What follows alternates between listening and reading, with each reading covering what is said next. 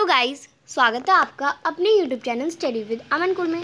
आज हम लाए हैं शिक्षा निदेशालय राष्ट्रीय राजधानी क्षेत्र दिल्ली की कार्यपत्रक नंबर 15 जो कि क्लास 9 के लिए है। विषय आपका हिंदी है।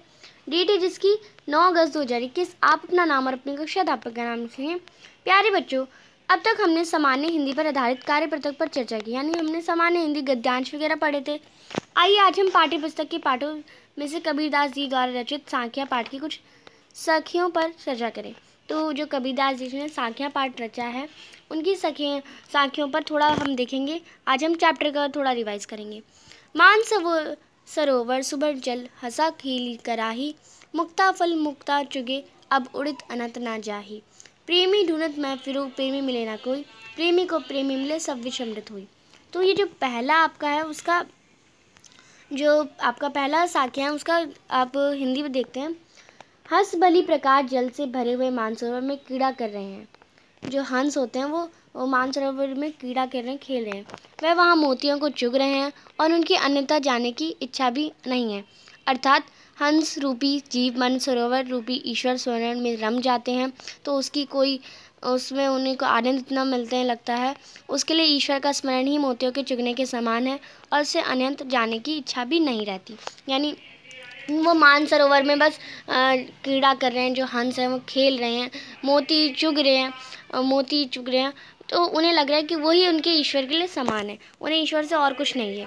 दूसरा जो दोहा है, प्रेमी ढूंढत मैं फिरूं प्रेमी मिले ना कोई, प्रेमी को प्रेमी मिले सब विषमृत हुई। यानी परमात्मा के लिए प्रेमी मैं खोजता फिर रहा हूँ परंतु कोई भी प्रेमी नहीं मिलता है। यदि ईश्वर प्रेमी को दूसरा ईश्वर प्रेमी मिल जाता है तो विषय वासना रूपी विषय अमृत में बदल जाता है। तो मैं परमात्मा के लिए प्रेमी ढूंढा क्योंकि जो परमात्मा है उसमें से विष है तो उसमें अमृत भी आ जाएगा। तो अगर मैं नहीं ढूंढ पा रहा हूँ उनके लिए प्रेमी, उन्हें दूसरा ईश्वर प्रेमी नहीं मिल पा रहा है तो जो विष है वो अमृत में नहीं बदल सकता, पर हमें तो प्रेमी ढूंढना है। तो वो अगर प्रेमी जब मिल जाएगा उन्हें तो जो दोनों एक हो जाएंगे और विष अमृत में बदल जाएगा। तो ये बताया गया था। अपरित शब्द है इसमें मानसरोवर यानी हिमालय पर्वत में स्थित एक पवित्र झील। सुबर यानी अच्छी तरह भरा हुआ, केली यानी क्रीड़ा या खेल, मुक्ता फल यानी मोती। अब इसी से रिलेटेड कुछ क्वेश्चन है।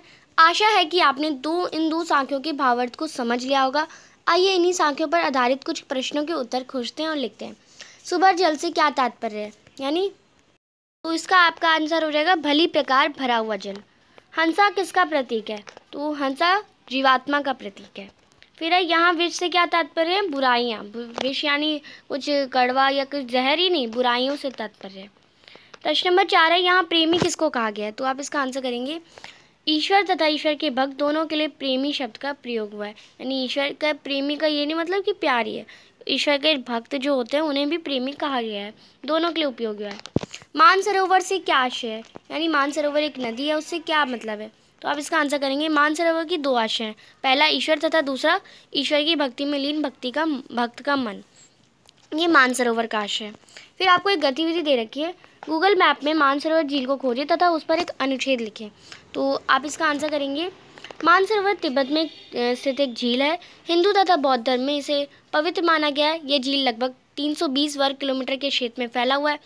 इसके उत्तर में कैलाश पर्वत तथा पश्चिम में राष्ट्रस्थल है। यह समुद्र तल से लगभग 4556 मीटर की ऊंचाई पर स्थित है। इसकी औसत गहराई 90 मीटर है। हिंदू धर्म में इसे पवित्र माना गया है। इसके दर्शन के लिए हजारों लोग प्रति वर्ष कैलाश मानसरोवर यात्रा में भाग लेते हैं। हिंदू विचारधारा के अनुसार यह झील सर्वप्रथम भगवान ब्रह्मा के मन में उत्पन्न हुआ था। संस्कृत शब्द मानसरोवर मानस तथा सरोवर को मिलकर बना है, जिसका शाब्दिक अर्थ होता है मन का सरोवर। यहाँ देवी सती के शरीर का दायां हाथ गिरा था, इसलिए यह एक पर्णशिला को उसका रूप मानकर पूजा जाता है। यहाँ शक्तिपीठ भी है। धर्म में भी इसे पवित्र माना गया है। इसे ऐसा कहा जाता है कि रानी माया को भगवान बुद्ध की पहचान यहीं हुई थी। जैन धर्म तथा तिब्बत के स्थानीय बोनपा लोग भी इसे पवित्र मानते हैं। इस झील के तट पर कई मठ भी हैं। तो ये आपने एक अनुच्छेद लिखा मानसरोवर झील के बारे में। तो ये थे आपके बहुत आसान से आज की वर्कशीट जो कि आपकी कबीरदास की सांख्या से आई थी। तो आई होप ये 2 जो साखियाँ आपको बताई गई वो आपको अच्छे से समझ आ गई होगी। अभी तक आपने मेरे चैनल को सब्सक्राइब नहीं करा तो प्लीज़ मेरे चैनल को सब्सक्राइब करें और उसके बाद आने वाले बेल आइकन को प्रेस करें, जिससे आपको हर वीडियोज़ की नोटिफिकेशन टाइम से मिलते रहे। हम आपके लिए इतनी मेहनत करते हैं तो आप एक सब्सक्राइब तो ज़रूर कर सकते हैं। आपके एक सब्सक्राइब से मुझे बहुत खुशी मिलती है। ये वीडियो अच्छी लगी तो उसे लाइक करिए, दोस्तों के साथ शेयर करिए, और आपने अभी तक हमारा टेलीग्राम ग्रुप ज्वाइन नहीं किया तो आप उसे ज्वाइन कर सकते हैं, क्योंकि कभी कभार यूट्यूब पे नोटिफिकेशन नहीं जाती तो आप हमारा टेलीग्राम ग्रुप ज्वाइन कर सकते हैं। वीडियो साथ साथ टेलीग्राम पे भी डाल दी जाती हैं। आप हमें इंस्टाग्राम पे भी फॉलो कर सकते हैं। Thanks for watching video. Bye bye guys.